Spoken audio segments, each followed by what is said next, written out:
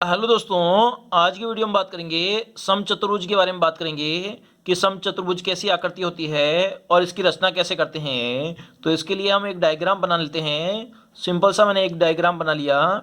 जैसे कि ये डायग्राम हमारा हो गया A B C D. A B C D क्या हो गया? एक चतुर्भुज हो गया ए बी सी डी। तो ये चतुर्भुज क्यों है? क्योंकि इसमें चार भुजाएं हैं और तीनों कोणों का मान 360 डिग्री है, इसलिए ये चतुर्भुज हो गया। अब बात करते हैं इसमें समानांतर चतुर्भुज होने के लिए क्या गुण होने चाहिए। तो इसमें हमें दो विकर्ण और खींच लेते हैं ए सी हमारा क्या हो गया? विकर्ण नंबर D1 हो गया। और इसी प्रकार से एक विकर्ण और खींचा जा सकता है इसमें बी डी एक विकर्ण और खींचा जा सकता है, तो बी डी विकर्ण हो गया हमारा D2। तो समचतुर्भुज क्या होता है? इसके अंदर जो ए बी भुजाएं हैं, ए बी बराबर बी सी बराबर सी डी बराबर डी ए, तो ये सभी भुजाएं हैं वो कितनी हो जाएगी? समान हो जाएगी। समचतुर्भुज मतलब ये नाम से ही पता लग रहा है, सम यानी समान भुजाओं वाले चतुर्भुज को समचतुर्भुज कहते हैं। इसमें एक कंडीशन होती है कि ए बी तो सी डी के समानांतर होती है और जो बी सी है वो डी ए के क्या होगी? समानांतर होगी। मतलब आमने सामने की भुजाएं क्या हो जाएगी?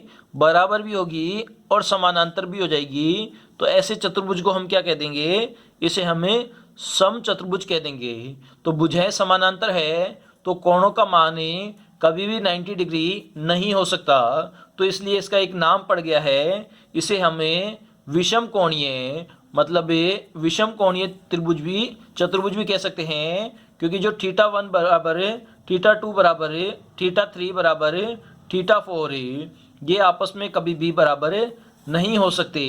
मतलब चारों कोण समचतुर्भुज में अलग अलग होते हैं, इसलिए इसे नाम दिया गया है विषम कोणीय चतुर्भुज भी इसको नाम दे दिया गया है।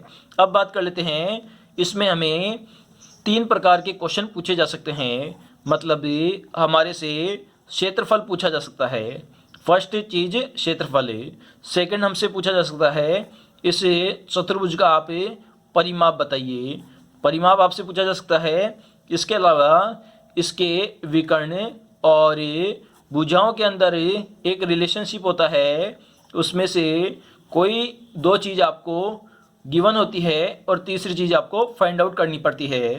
तो इस प्रकार से ये तीनों क्वेश्चन इसमें बन सकते हैं। अब वन बाय वन हम सारे क्वेश्चन देख पाते हैं।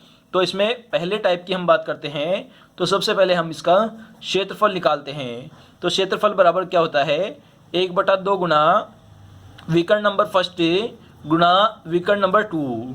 तो ये सिंपल सा हमारा हो गया। D1 और D2 क्या है? यहाँ पे विकर्ण है। क्या है? विकर्ण है। ये मैंने आपको शुरू में बता दिया है। इसमें दो विकर्ण है, एक तो AC विकर्ण है और एक इसमें BD विकर्ण है। तो विकर्ण हो जाएगा D1 और D2 मल्टीप्लाई हो जाएगा, तो ये हमारा क्षेत्रफल फाइंड आउट हो जाएगा। इसी प्रकार से हमें परिमाप निकालना है। तो परिमाप मैंने आपको बताया है, कोई भी बंद आकृति होती है तो उसकी चारों भुजाओं का जो योग होता है वो उसका क्या हो जाता है? परिमाप हो जाता है। तो भुजाओं की लंबाई सेम है तो 4a इसका परिमाप हो जाएगा। इसके अलावा इसका जो विकर्ण है और जो भुजाएं हैं उसमें एक रिलेशनशिप होता है, ये आपको थोड़ा याद करना पड़ेगा। इसमें क्या होता है? 4a का स्क्वायर इक्वल टू होता है D1 का स्क्वायर प्लस D2 का स्क्वायर होता है। ये भुजाओं और विकर्ण के अंदर रिलेशनशिप होता है, ये आपको थोड़ा याद करना पड़ेगा।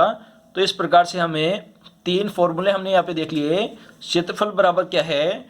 1/2 D1 गुना D2 है। इसके अलावा परिमाप 4a है और 4a square equal to D1 का स्क्वायर प्लस D2 का स्क्वायर है। अब यहाँ से हम एक क्वेश्चन ले सकते हैं जिसमें हमें भुजा और विकर्ण का मान पता है। मतलब ये भुजा और विकर्ण का मान आपको पता है तो आप कैसे सॉल्यूशन करेंगे? क्वेश्चन में आपको यहाँ पे दे पा रहा हूँ कि हमें एक भुजा हमारी क्या है? A है। तो भुजा का मान हमें दे दिया 5 सेमी और इसके अलावा हमें एक विकर्ण बोले तो एक D1 विकर्ण का मान दे दिया हमें 8 सेमी, हमें विकर्ण का मान दे दिया। अब आपको बताना है इसका जो D2 है मतलब सेकंड विकर्ण है उसका मान क्या होगा। इसके अलावा इसका क्षेत्रफल आपको फाइंड आउट करना है और इसके अलावा इसका परिमाप भी आपको बताना है। तो 3 प्रकार के यहाँ पे क्वेश्चन ले लिया है मैंने, जिससे आपका पूरा टॉपिक क्लियर हो जाए।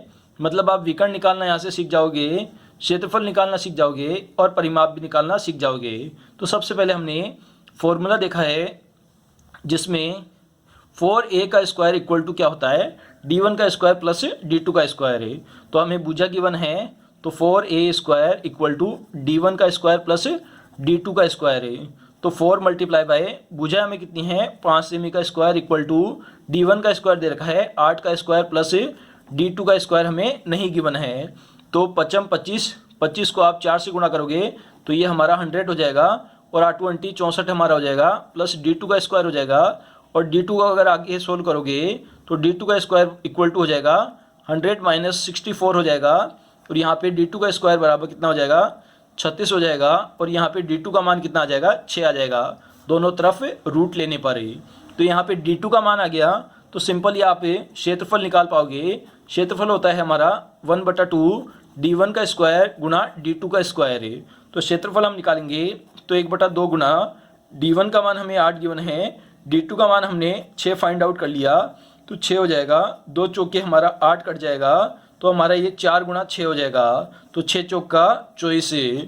तो 24 सेमी स्क्वायर हमारे क्या निकल जाएगा, इसका क्षेत्रफल निकल जाएगा।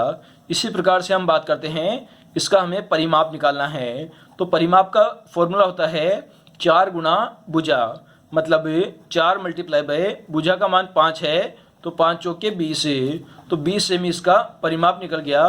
क्षेत्रफल हमने 24 निकाल लिया, एक विकर्ण का मान हमने 6 सेमी निकाल लिया। तो इस प्रकार से हमने लगभग सभी प्रकार के क्वेश्चन इसमें फाइंड आउट कर लिए एक एग्जाम्पल के माध्यम से। तो इसमें आपको 2-3 फॉर्मूले याद करने हैं। क्षेत्रफल equal to 1/2 Guna d1 Guna d2 होता है। परिमाप इसमें 4a 4 गुना भुजा होता है। इसके अलावा जो विकर्ण और भुजा के अंदर रिलेशनशिप होता है वो 4a square equal to d1 का स्क्वायर प्लस d2 का स्क्वायर होता है। तो इस प्रकार से हमने समचतुर्भुज देख लिया।